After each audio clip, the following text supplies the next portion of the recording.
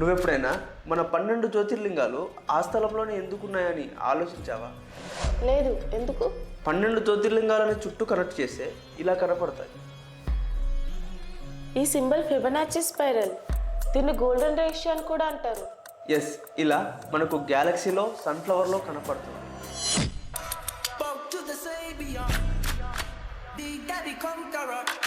ఈ ఫిబొనాచి నెంబర్స్ని 12th సెంచరీలో లినార్డో ఆఫ్ పీసా ఇంట్రడ్యూస్ చేశారు.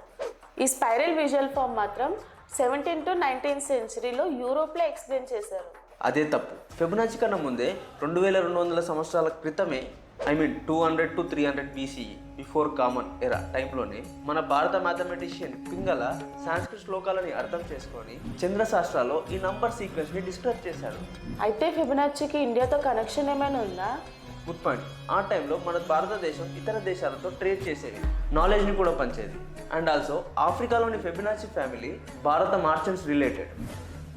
మన పూర్వీకులు ఎలాంటి GPS లేని సమయంలో ఈ 12 జ్యోతిర్లింగాలు ఎలా కట్టుంటారు? అదేదో ర్యాండమ్గా కట్టలేరు. ఆస్ట్రానమీ, జియోమెట్రీ, ల్యాండ్స్కేప్ సరిగ్గా అర్థం చేసుకొని ప్రాపర్ అలైన్మెంట్స్తో దేవాలయాలు నిర్మించారు. I think we lost some advanced technology.